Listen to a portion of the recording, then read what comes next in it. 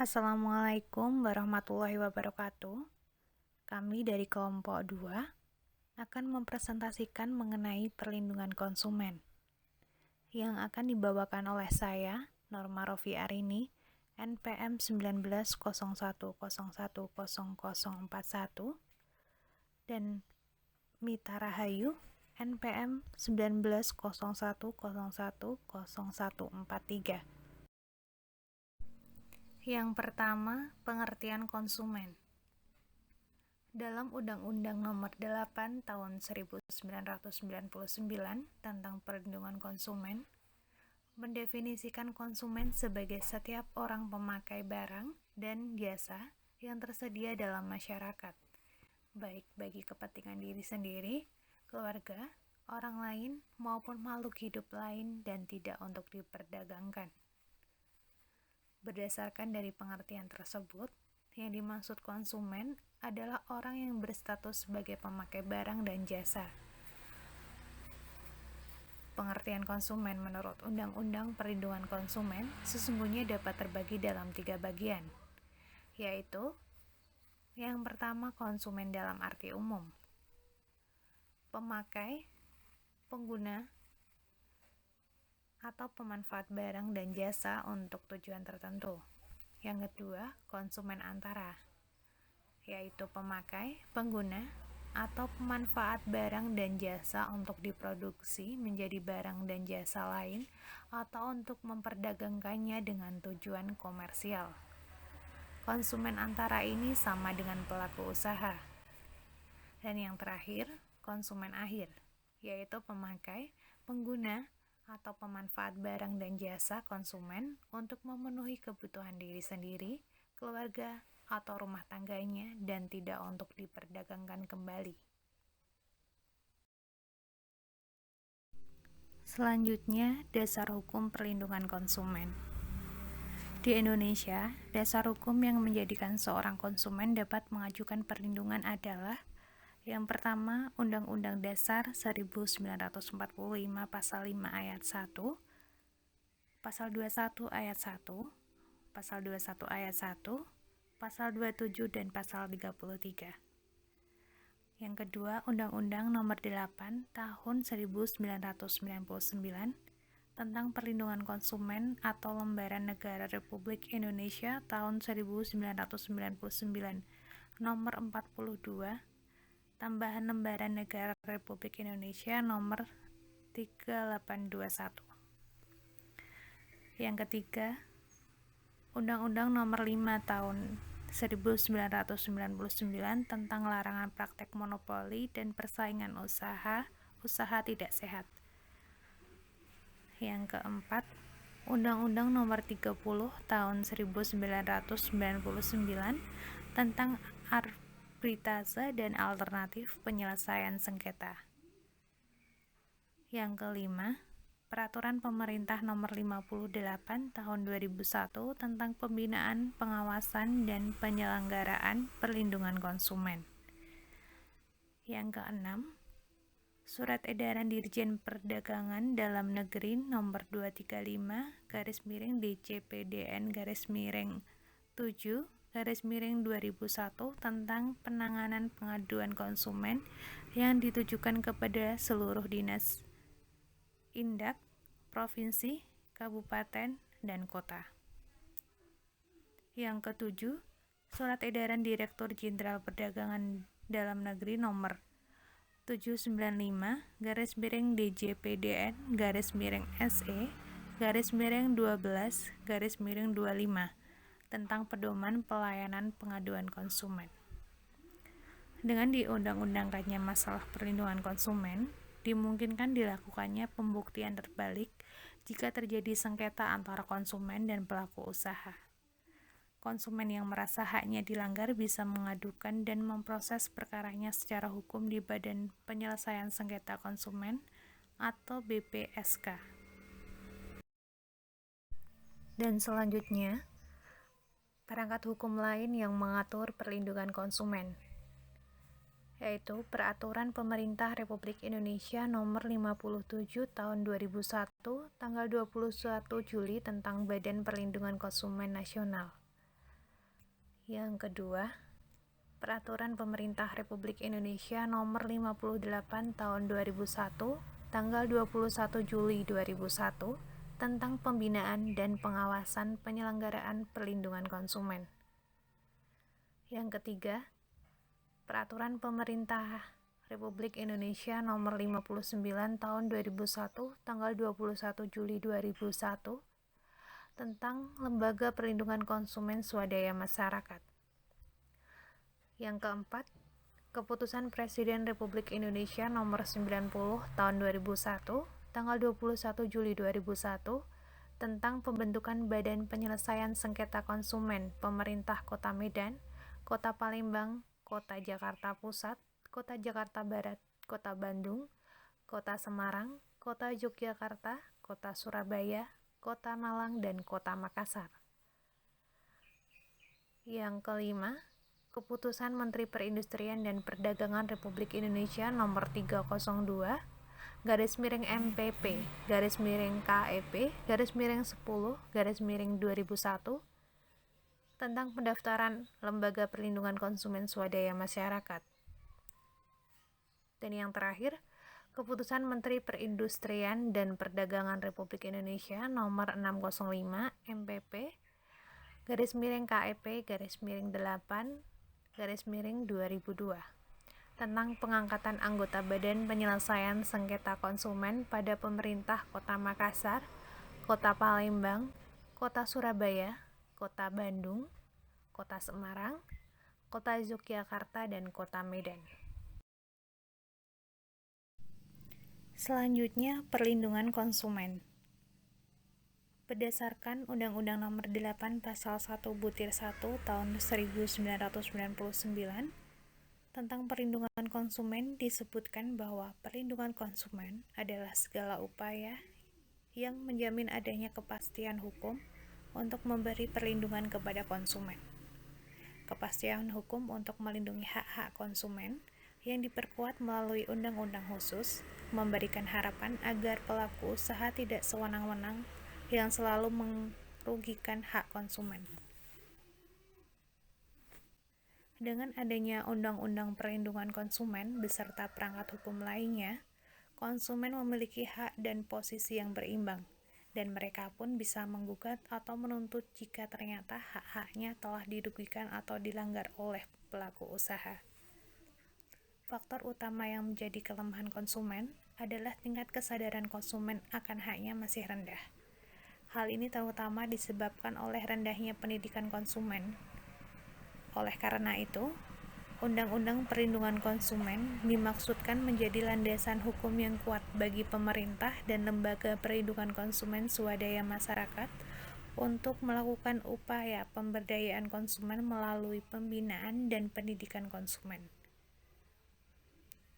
Upaya pemberdayaan ini penting karena tidak mudah mengharapkan kesadaran pelaku usaha yang pada dasarnya prinsip ekonomi pelaku usaha adalah mendapat keuntungan yang semaksimal mungkin dengan modal seminimal mungkin. Prinsip ini sangat potensial merugikan kepentingan konsumen, baik secara langsung maupun tidak langsung. Asas perlindungan konsumen. Berdasarkan Undang-Undang Perlindungan Konsumen Pasal 2, ada 5 asas perlindungan konsumen. Yang pertama, asas manfaat. Yang dimaksud asas ini adalah untuk mengamanatkan bahwa segala upaya dalam penyelenggaraan perlindungan konsumen harus memberikan manfaat sebesar-besarnya bagi kepentingan konsumen dan pelaku usaha secara keseluruhan. Yang kedua, asas keadilan. Asas ini dimaksudkan agar partisipasi seluruh rakyat bisa diwujudkan secara maksimal dan memberikan kesempatan pada konsumen dan pelaku usaha untuk memperoleh haknya dan melaksanakan kewajibannya secara adil. Yang ketiga, asas keseimbangan. Asas ini dimaksudkan untuk memberikan keseimbangan antara kepentingan konsumen, pelaku usaha, dan pemerintah dalam arti material maupun spiritual. Yang keempat, asas keamanan dan keselamatan konsumen. Asas ini dimaksudkan untuk memberikan jaminan atas keamanan dan keselamatan kepada konsumen dalam penggunaan, pemakaian, dan pemanfaatkan barang atau jasa yang dikonsumsi atau digunakan. Yang kelima, asas kepastian hukum. Asas ini dimaksudkan agar baik pelaku usaha maupun konsumen menaati hukum dan memperoleh keadilan dalam penyelenggaraan perlindungan konsumen, serta negara menjamin kepastian hukum. Tujuan perlindungan konsumen. Dalam Undang-Undang Perlindungan Konsumen Pasal 3 disebutkan bahwa tujuan perlindungan konsumen adalah sebagai berikut. Yang pertama, meningkatkan kesadaran, kemampuan, dan kemandirian konsumen untuk melindungi diri. Yang kedua, mengangkat harkat dan martabat konsumen dengan cara menghindarkannya dari ekses negatif pemakaian barang atau jasa. Yang ketiga, meningkatkan pemberdayaan konsumen dalam memilih dan menuntut hak-haknya sebagai konsumen. Yang keempat, menciptakan sistem perlindungan konsumen yang mengandung unsur kepastian hukum dan keterbukaan informasi serta akses untuk mendapatkan informasi. Yang kelima, menumbuhkan kesadaran pelaku usaha mengenai pentingnya perlindungan konsumen sehingga tumbuh sikap yang jujur dan bertanggung jawab dalam berusaha. Yang keenam, meningkatkan kualitas barang atau jasa yang menjamin kelangsungan usaha produksi barang dan jasa, kesehatan, kenyamanan, keamanan, dan keselamatan konsumen. Selanjutnya, hak-hak konsumen. Berdasarkan Undang-Undang Perlindungan Konsumen Pasal 4, hak-hak konsumen adalah sebagai berikut. Yang pertama, hak atas kenyamanan, keamanan, dan keselamatan dalam mengonsumsi barang atau jasa. Yang kedua, hak untuk memilih dan mendapatkan barang atau jasa sesuai dengan nilai tukar dan kondisi serta jaminan yang dijanjikan. Yang ketiga, hak atas informasi yang benar, jelas, dan jujur mengenai kondisi dan jaminan barang atau jasa. Keempat, hak untuk didengar pendapat keluhnya atas barang atau jasa yang digunakan. Yang kelima, hak untuk mendapatkan advokasi, perlindungan, dan upaya penyelesaian sengketa perlindungan konsumen secara patut. Yang keenam, hak untuk mendapatkan pembinaan dan pendidikan konsumen. Yang ketujuh, hak untuk diperlakukan atau dilayani secara benar dan jujur serta tidak diskriminatif. Yang kedelapan, hak untuk mendapatkan kompensasi, ganti rugi, atau penggantian jika barang atau jasa yang diterima tidak sesuai dengan perjanjian atau tidak sebagaimana mestinya.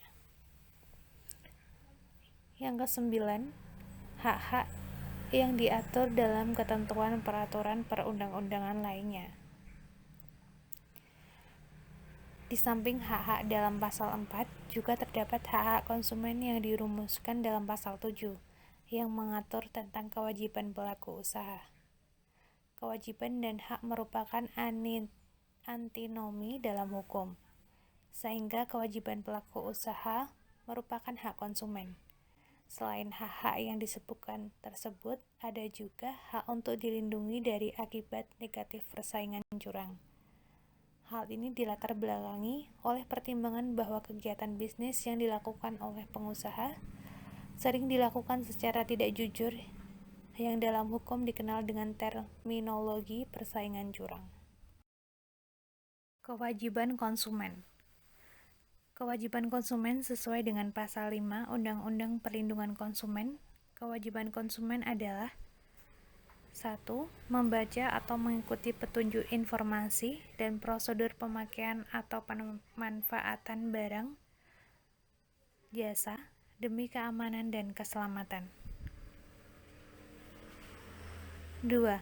Beritikat baik dalam melakukan transaksi pembelian barang dan jasa. Yang ketiga, membayar sesuai dengan nilai tukar yang disepakati. Dan yang keempat, mengikuti upaya penyelesaian hukum sengketa perlindungan konsumen secara patut. Selanjutnya, hak produsen terhadap konsumen.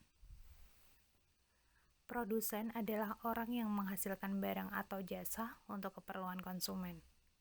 Barang atau jasa yang dihasilkan produsen disebut produksi, sedangkan yang memakai barang dan jasa disebut konsumen. Dalam ilmu ekonomi, dapat dikelompokkan pada golongan besar suatu rumah tangga, yaitu golongan rumah tangga konsumsi atau RTK, dan golongan rumah tangga produksi atau RTP. Hak produsen atau pelaku usaha. Seperti halnya konsumen, pelaku usaha juga memiliki hak dan kewajiban. Hak pelaku usaha sebagaimana diatur dalam pasal 6 UU PK adalah: yang pertama, hak menerima pembayaran yang sesuai dengan kesepakatan mengenai kondisi dan nilai tukar barang atau jasa yang diperdagangkan. Yang kedua, hak untuk mendapat perlindungan hukum dari tindakan konsumen yang beritikat tidak baik. Yang ketiga, hak untuk melakukan pembelaan diri sepatutnya di dalam penyelesaian hukum sengketa konsumen. Hak untuk rehabilitasi nama baik apabila terbukti secara hukum bahwa kerugian konsumen tidak diakibatkan oleh barang atau jasa yang diperdagangkan. Dan yang keempat, hak-hak yang diatur dalam ketentuan peraturan perundang-undangan lainnya. Beban produsen terhadap konsumen. 1. Beritikat baik dalam kegiatan usahanya. 2. Memberikan informasi yang benar, jelas, dan jujur mengenai kondisi dan jaminan barang dan atau jasa, serta memberikan penjelasan, penggunaan, perbaikan, dan pemeliharaan. 3. Memperlakukan atau melayani konsumen secara benar dan jujur serta tidak diskriminatif. 4. Menjamin mutu barang dan atau jasa yang diproduksi dan atau diperdagangkan berdasarkan ketentuan standar mutu dan atau jasa yang berlaku. 5. Memberi kesempatan kepada konsumen untuk menguji dan atau mencoba barang dan atau jasa yang dibuat dan atau yang diperdagangkan. 6. Memberi kompensasi, ganti rugi, dan atau penggantian atas kerugian akibat penggunaan, pemakaian, dan pemanfaatan barang dan atau jasa yang diperdagangkan. Yang terakhir, memberi kompensasi, ganti rugi, dan atau penggantian bila barang dan atau jasa yang diterima atau dimanfaatkan tidak sesuai dengan perjanjian. Perbuatan yang dilarang dilakukan oleh seorang pelaku usaha. 1. Pelaku usaha dilarang menawarkan jasa yang tidak memenuhi atau tidak sesuai standar yang dipersyaratkan dan ketentuan peraturan perundang-undangan, tidak sesuai dengan janji yang dinyatakan, keterangan, iklan, atau promosi atas penawaran jasa tersebut. Tidak membuat perjanjian atas pengikatan jasa tersebut dalam bahasa Indonesia sesuai dengan ketentuan perundang-undangan yang berlaku. Pasal 8. Yang kedua, pelaku usaha dilarang menawarkan, mempromosikan, mengiklankan suatu barang dan jasa secara tidak benar dan atau seolah-olah secara langsung atau tidak langsung merendahkan barang dan atau jasa lain. Pasal 9. Pelaku usaha dalam menawarkan barang dan atau jasa yang ditunjukkan untuk diperdagangkan dilarang menawarkan, mempromosikan, mengiklankan atau membuat pernyataan yang tidak benar atau menyesatkan mengenai. Dalam pasal 10. Selanjutnya, pelaku usaha dilarang menawarkan, mempromosikan, atau mengiklankan suatu barang dan atau jasa dengan cara menjanjikan pemberian hadiah berupa barang dan atau jasa lain secara cuma-cuma dengan maksud tidak memberikan atau memberikan tidak sebagaimana yang dijanjikan. Pasal 13. Tanggung jawab produsen terhadap konsumen yang terdapat dalam pasal 19. 1. Pelaku usaha bertanggung jawab memberikan ganti rugi atas kerusakan, pencemaran, dan atau kerugian konsumen akibat mengonsumsi barang dan atau jasa yang dihasilkan atau diperdagangkan. 2. Ganti rugi sebagaimana yang dimaksud pada ayat 1 dapat berupa pengembalian uang atau penggantian barang dan atau jasa yang sejenisnya atau setara nilainya, atau perawatan kesehatan dan atau memberikan santunan yang sesuai dengan ketentuan peraturan perundang-undangan yang berlaku. 3. Pemberian ganti rugi dilaksanakan dalam tenggang waktu 7 hari setelah tanggal transaksi. 4. Pemberian ganti rugi sebagaimana dimaksud pada ayat 1 dan 2 tidak menghapuskan kemungkinan adanya tuntutan pidana berdasarkan pembuktian lebih lanjut mengenai adanya unsur kesalahan. Yang terakhir, ketentuan sebagaimana yang dimaksud pada ayat 1 dan ayat 2 tidak berlaku apabila pelaku usaha dapat membuktikan bahwa kesalahan tersebut merupakan kesalahan konsumen. Sanksi atau hukuman. Sanksi yang diberikan oleh Undang-Undang Nomor 18 Tahun 1999 yang tertulis dalam pasal 60 sampai dengan pasal 63 dapat berupa sanksi administratif dan sanksi pidana. Yang pertama, sanksi administratif. Badan Penyelesaian Sengketa Konsumen berwenang menjatuhkan sanksi administratif terhadap pelaku usaha yang melanggar pasal 19 ayat 2 dan ayat 3, pasal 20, pasal 25, dan pasal 26. Sanksi administratif berupa penetapan ganti rugi paling banyak 200 juta rupiah. Yang kedua, sanksi pidana. Pelaku usaha yang melanggar ketentuan sebagaimana dimaksud di dalam pasal 8, pasal 9, pasal 10, pasal 13 ayat 2, pasal 15, pasal 17 ayat 1, dan pasal 18 dipidana dengan pidana penjara paling lama 5 tahun atau pidana denda paling banyak 2 miliar rupiah. Pelaku usaha yang melanggar ketentuan sebagaimana dimaksud dalam pasal 11, pasal 12, pasal 13 ayat 1, pasal 14, pasal 16, dan pasal 17 ayat 1 dipidana penjara paling lama 2 tahun atau pidana denda paling banyak 500 juta rupiah. Terhadap sanksi pidana sebagaimana dimaksud dalam pasal 62 dapat dijatuhkan hukuman tambahan berupa 1. Perampasan barang tertentu. 2. Pengumuman keputusan hakim. 3. Pembayaran ganti rugi. 4. Pemerintah menghentikan kegiatan tertentu yang menyebabkan timbulnya kerugian konsumen. Kewajiban penarikan barang dan peredaran dan pencabutan izin usaha. Kesimpulan.